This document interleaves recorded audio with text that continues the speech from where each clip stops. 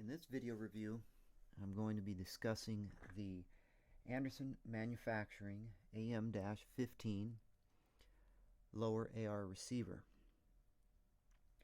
Now, Anderson Manufacturing is not a new company. They've been around since 1965, and they've been building AR components since around 2008. They've popped up on my radar a few times with a coating that they provide on their completed rifles, which is called RF85. And it looks like it's a competitor to the nickel boron, nickel Teflon coatings. The only problem with that is you can't purchase a lower or bolt carrier group from them with this RF85 treatment on it. So I've had no way to get my hands on one of those to actually test it and see how it stacks up to a nickel boron bolt carrier group, for example. To get those coated parts, you end up having to get a complete rifle from them, something that I'm not going to commit to doing. Looking over their rifle offerings, there's several things I don't like about their parts. Mainly their bolts are 9310 bolts. They're not Carpenter 158 bolts, so it's a lesser quality bolt, and they don't offer chrome lined barrels.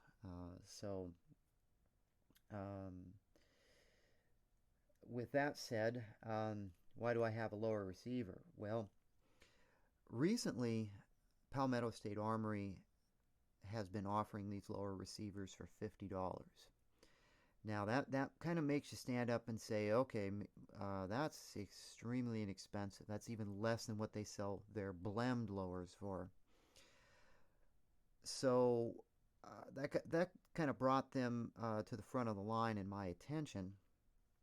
Now I was going to go ahead and order one to test from Palmetto, but when I buy a lower receiver, I'll pay for the lower receiver, I'll pay for the shipping, and then I've got to pay a $30 transfer fee from my FFL. And I was going to do that, but my FFL actually had these in stock for $69.95. So buying this lower receiver from my FFL for $69.95 plus tax is less money than buying the $50 one from Palmetto. So I went ahead and picked one of these up. So I'm going to be doing some experimentation with it, trying out some different things. And let's see. Like I mentioned, this receiver is stamped AM-15 as a part number. It's also stamped Cal 223556. It has fire and safe markings on it.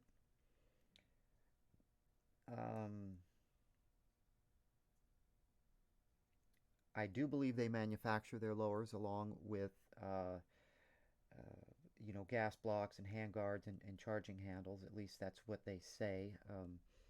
They do have CNC facilities for manufacturing these parts, so I find no reason to not believe that they're manufacturing these lowers. They have to be manufacturing them to be offering them at this kind of price. They are also ISO 9001-2000 certified, and they offer a limited lifetime warranty on their parts, so that's good. So this lower receiver is a T775, so it's the standard mil spec with the mil spec phosphate coating on it. They have several different flavors of this on their website. They've got one with an integrated trigger guard, which I believe is still a forged T775. It's not a billet. And they offer an 80% lower, 80% finished, and they also offer one which they refer to in the white, which according to them doesn't have an RF85 treatment.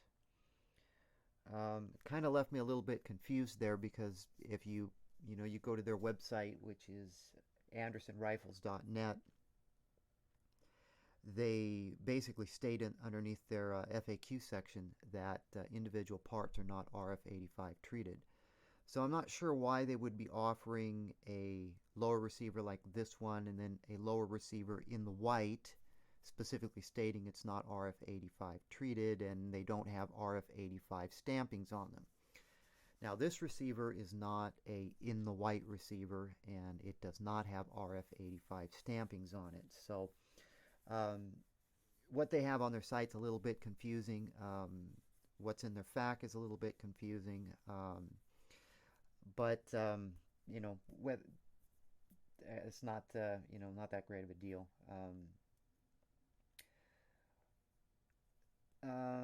If I didn't mention it already, Anderson is semi-new to gun part manufacturing. They have started manufacturing and offering parts in 2008, and like I mentioned, they've been around since 1965, and they manufacture lots of different parts for other industries, not just firearms, the firearm industry.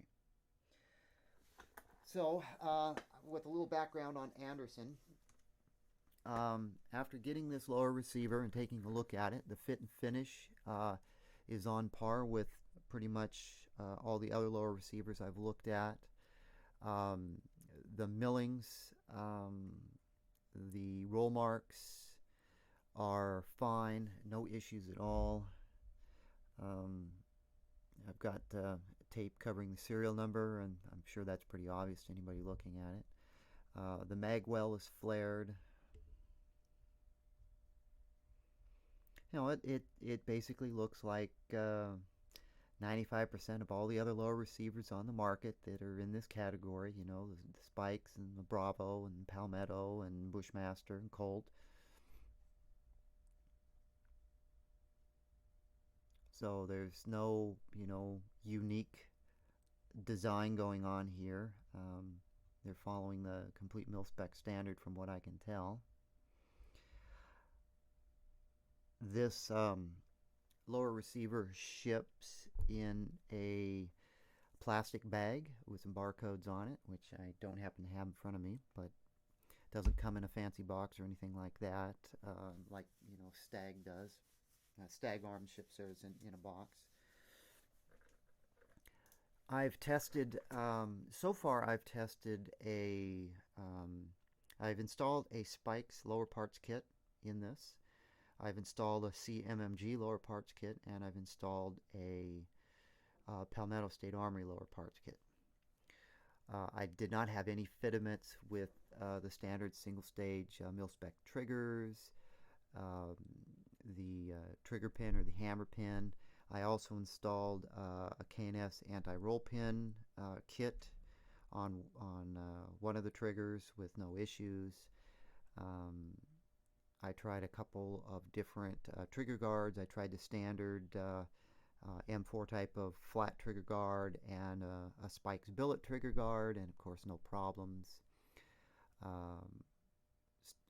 Also tried a select fire lever, the Spikes ambidextrous one, as well as the standard mil-spec single right-handed select fire switch. No problems with the springs or the detents. No problems with bolt release. I did install a Daniel Defense buffer tube and a Spikes tactical buffer tube, both mil-spec, no problems. The threads are great. I tried Spikes grip and a Bravo company grip, and the grip screw was a little tight going in at first. There might have been some flash in the threads or some leftover materials from the plating process. I don't know, but when I took it out and put it back in, it went in fine. The Bravo company grip fits pretty tight down here, but it goes on just fine, sits flush. No fitment issues aside from it fitting pretty tight. Spikes went on a little easier. I did try a Magpul Myad grip. That went on fine. That was also a little tight, but no problems. The magwell is flared, like most AR lowers, Spikes and Bravo Company and so on, to ease in magazine installations. Um, I tested C Products, an aluminum and a steel C Products magazine, Spikes M2 magazine, and the M3 magazine without issue. All the magazines fit. They all dropped free. None of them are sticking. So, the magwell opening is definitely within spec. Everything drops free without issue. The takedown pin and the pivot pins, no problems. No problems with the detents or the springs there. Installation went fine. And again, like I said, I tried parts from 3 different kits. That's kind of what I do if I'm testing a receiver. Is I'll use 2 or 3 different kits, and that may not even be a valid test because a lot of those components in those kits may all come from the same manufacturer. It's really hard to say, but without knowing that for sure, the best I can do is actually just take 3 kits from 3 different manufacturers that I know make quality kits and try those. I have not. I've fitted this to a Spikes upper. No problem. The color is virtually a spot-on match. I have not tested it with any other uppers at this point, so I've matched it up to a Spikes upper only. It fit fine. Color was good. There were no gaps or anything that was otherwise abnormal. I'm probably going to have a couple of Palmetto uppers in pretty soon that I'm going to test with this, and I'll report back, or I'll leave a update in the description.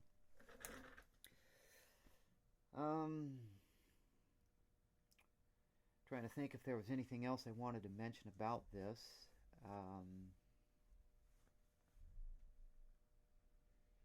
Nothing negative I can say about it, that's for sure. And if the camera decides it wants to capture the inside here, we've got the threads for the buffer tube are good. There was no ragged parts on the threads. Buffer tube's threaded in well. If you pick out any little marks on this, it's because I've been installing and taking out parts. So there might be some grease marks or some little nicks here and there. Shouldn't be anything major. And I can't think of anything else to add for this particular review. So if you're on the fence about picking up one of these from Palmetto or from somebody else, at least with this one, I feel confident building this into a battle rifle. Appears to no issues, and for the money, it's probably the best price lower receiver on the market right now, from what I can tell. Especially if you can score this at $50. If you could score this at $50 and no transfer fee, or a $10 transfer fee, then yeah, I'd say definitely go for it. You would not be disappointed using this lower receiver. Now, long-term durability, of course, I can't comment on that because I've not actually even built this into a complete rifle and fired it. But from what I see so far, I don't see any issues. I had my caliper out and I was measuring some of the openings and such on it, and definitely everything appears to be within spec from what I can tell. So with that said, I'm going to go ahead and wrap this up. Anderson Manufacturing AM-15 AR lower receiver checks out pretty good in my book. I'm going to build this into a rifle eventually after I bought this to play around with, and you know, stay tuned because I'm I'm going to actually be doing some captured detents where I'm going to be um, threading these openings and using set screws to secure the springs in the detents. And I'll do some how-tos on that, and this is going to be my candidate for doing the set screws. So stay tuned for that video. That'll be following up soon.